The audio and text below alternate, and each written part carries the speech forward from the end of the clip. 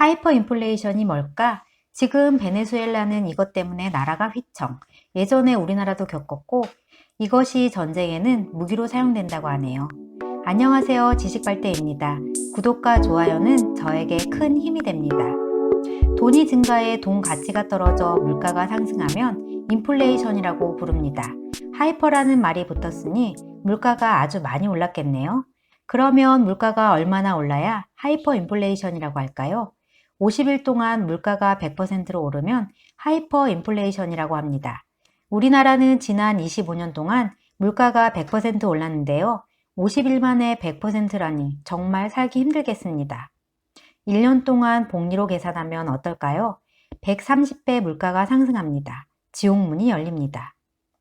쉽게 생각해서 올해는 콜라가 1,000원인데 내년에는 13만 원이 되는 겁니다. 그리고 다음에는 1,690만 원입니다. 몇 달을 일해야 콜라 하나를 사 먹을 수 있습니다. 돈을 갖고 있으면 안 되겠군요. 빨리 물건을 사야겠습니다. 이런 심리로 물가는 더 올라갑니다.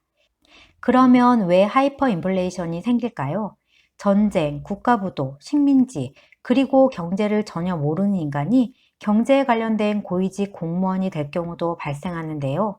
결국에는 아무 생각 없이 돈을 많이 찍어서 돈의 가치가 말도 안 되게 하락하는데 이것이 하이퍼 인플레이션의 발생입니다.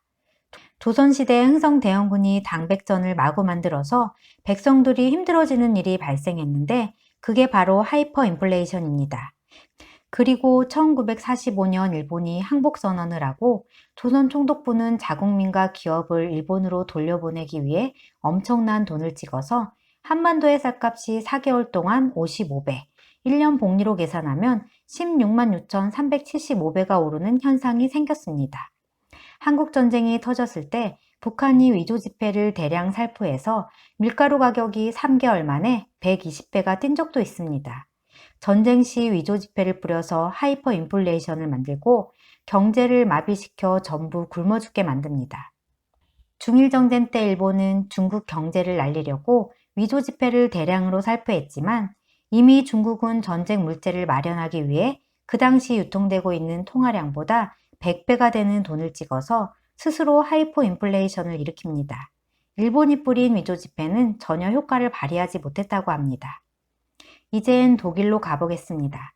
제1차 세계대전 이후 3년 동안 물가가 1조 배나 올라버렸다고 하네요. 당시 발행된 지폐 중 더 이상 지폐를 찍을 돈조차 없어서 1000마르크 지폐 위에 10억 마르크라고 고쳐 쓴 지폐도 나왔고 역사상 최고 액면의 동전 1조 마르크도 이때 발행되었네요. 고종 황제가 52만 마르크의 비자금을 독일 은행에 맡겨둔 일이 있었는데 아마 휴지 조각이 되었을 텐데요. 일제가 이미 고종 몰래 문서를 날조해서 이 돈마저 훔쳐간 사건도 있었습니다. 한국을 정말 사랑하는 미국인 호머 헐버트 박사가 이 돈을 찾으려 했지만 결국 찾지는 못했다고 합니다. 어찌 일본은 이리저리 못된 짓만 하고 다니는지. 독일 국민들은 땔감을 사는 것보다 돈을 땔감으로 쓰는 것이 더 알뜰하고 벽지도 그냥 돈으로 발라버립니다. 우리가 돈방석 동방석 하는데 정말 돈으로 방석을 만들었었던 시절입니다. 독일인 이야기 중에 어떤 형제가 있었는데 형은 열심히 일해서 돈을 모두 저축했고 동생은 매일 술만 마셨다고 합니다. 그런데 제1차 세계대전 이후 하이퍼 인플레이션으로 형의 돈은 휴지 조각이 되었고 동생이 모아둔 술병을 팔아서 생계를 유지했다고 합니다. 짧은 이야기이지만 독일 사회의 상황을 잘 말해주는 일화입니다. 어찌되었던 그 당시 독일에는 개나 소나 억만장자였습니다. 모두 배가 고파 죽어가는 억만장자. 하이퍼 인플레이션 하면 생각나는 나라, 바로 짐바브웨. 짐바브웨 돈 100조 달러는 우리나라 돈으로 환산하면 3원. 아무것도 할 수 없는 돈입니다. 휴지 조각보다 못한 거네요. 지금은 자국의 화폐를 포기하고 미국 달러를 사용해서 하이퍼 인플레이션이 해결되었습니다. 베네수엘라는 현재 진행 중인데요. 액면가를 10만 분의 1로 화폐 개혁을 했지만 아직 해결을 못하고 있습니다.